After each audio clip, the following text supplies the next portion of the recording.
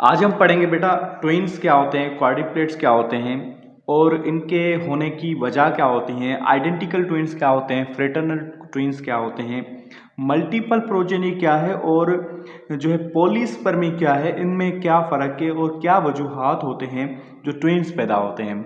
चलो स्टार्ट करते हैं हमारा लेक्चर आज का, वो ट्विन्स से है।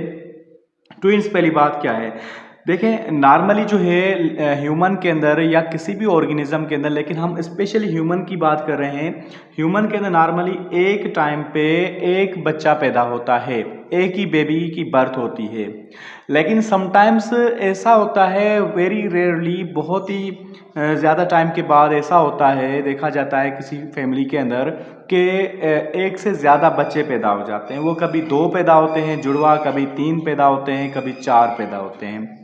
तो इस कंडीशन को, एक से जब ज़्यादा बच्चे पैदा हों तो उसको कहते हैं मल्टीपल प्रोजेनी, और उसको ट्विन्स कहते हैं या क्वाड्रुप्लेट्स कहते हैं। वो 2 भी हो सकते हैं, 3 भी हो सकते हैं, 4 भी हो सकते हैं और इससे ज़्यादा मल्टीपल भी हो सकते हैं। तो ये इसकी वजह क्या है ये हम पढ़ेंगे। देखें नॉर्मली ऐसा होता है, एक टाइम पे जो है एक एग रिलीज होता है, एग रिलीज होता है एक, ठीक है, और एक ही स्पर्म जो होते हैं वो बहुत सारे स्पर्म जो है उसको फर्टिलाइज करने की कोशिश करते हैं, ठीक है। उसमें से कोई एक स्पर्म जो है उसके ऊपर रीच कर सकता है, उसके अंदर जा सकता है, उसके बाद ये फर्टिलाइजेशन हो जाती है और ये जाइगोट बन जाता है। नॉर्मली कंडीशन ये होती है, ठीक है।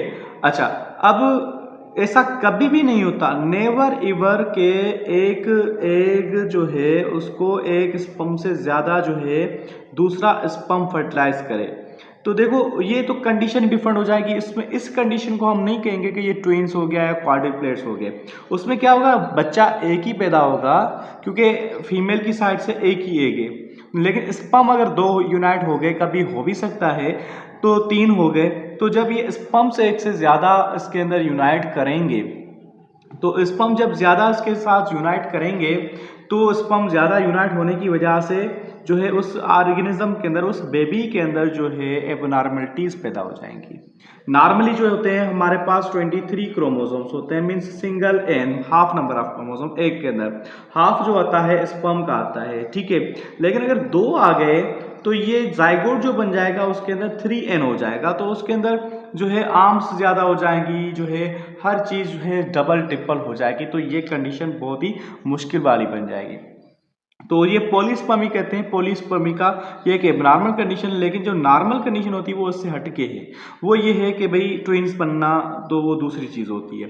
देखो नॉर्मली एक एग रिलीज होता है, एक स्पर्म जो है यूनाइट करेगा तो ये एक जाइगोट बनेगा। लेकिन कभी कभार ऐसा होता है एक से ज़्यादा 2 एग्स प्रोड्यूस हो जाते हैं ह्यूमन फीमेल के अंदर, कभी 3 एग्स भी रिलीज हो जाते हैं, ठीक है। तो उस कंडीशन में अगर एक से ज़्यादा एग्स आपस में मिल रहे हैं तो एक से ज़्यादा एग्स जो है बन रहे हैं, 2 एग्स आर बीइंग रिलीज्ड, ठीक है। और दोनों ही स्पर्म तो वैसे ही ज़्यादा रिलीज होते हैं, दोनों स्पर्म एक ही टाइम पे जो है फर्टिलाइज करें तो ये 2 बच्चे पैदा होंगे।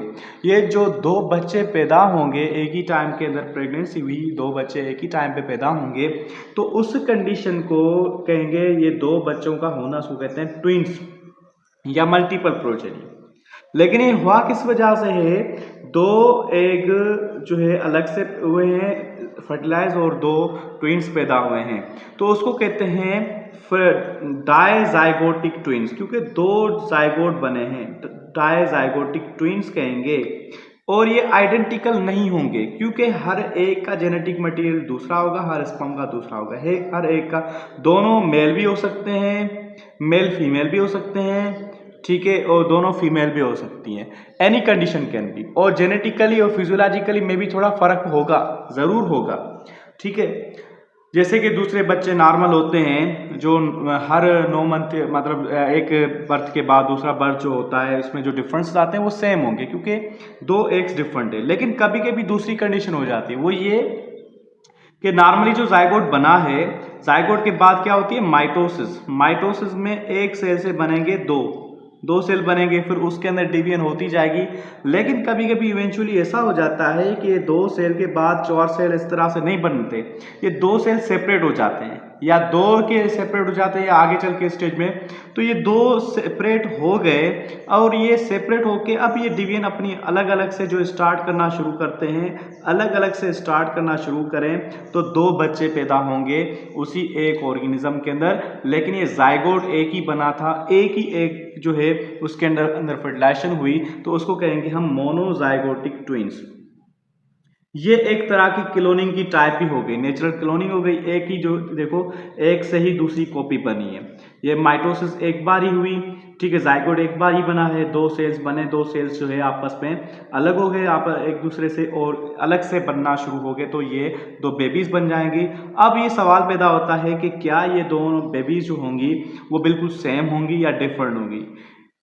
ये बिल्कुल ही सिंपल बात है कि भाई देखो इनके अंदर जाइगोट के अंदर एक ही है, स्पर्म भी एक है, तो एग और स्पर्म इसका जो जेनेटिक मटेरियल जस्ट रिप्लिकेट किया है, चेंज नहीं हुआ है।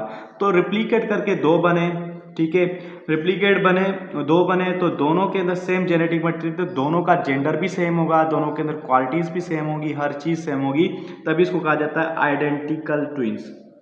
आइडेंटिकल ट्विंस बनेंगे। और ये जो बनेंगे डाइजाइगोटिक ट्विंस बनेंगे, इसको दूसरा नाम दिया गया है फ्रेटर्नल ट्विंस। फ्रेटर्नल ट्विंस, ये फर्क है इन दोनों में, ठीक है। अच्छा, अब आप कहेंगे कि प्लासेंटा दोनों की अलग बनती है या साथ बनती है। देखो इन प्लासेंटा जो है डायजाइगोटिक ट्विंस की अलग बनती है, लेकिन इसकी जो है अलग बन भी सकती है, अलग नहीं भी बन सकती, वो डिपेंड करता है इस पे। So this is all about it. अब ये एक condition of having birth of 2 or more babies at one time is called multiple progeny. There are either due to same time 2 eggs are produced and are fertilized by 2 sperm। एक ही time पे 2 sperm और 2 eggs fertilise किए आपस में, तो identical twins बनेंगी। या developing, अच्छा ये जो बनेगी same time 2 eggs are produce and are fertilize by 2 sperm, ये बनेगी फ्रेटर्नल ट्विंस। ये थोड़ा रॉन्ग हो गया, फ्रेटर्नल ट्विंस बनेगी, ठीक है। Develop embryo divided each grows into new, तो ये जो है हो जाएगी आइडेंटिकल ट्विंस, ये आइडेंटिकल ट्विंस बन जाएंगी। So this all about the today lecture. I hope I clear the concept. इंशाल्लाह will be meeting in the next lecture. Thank you.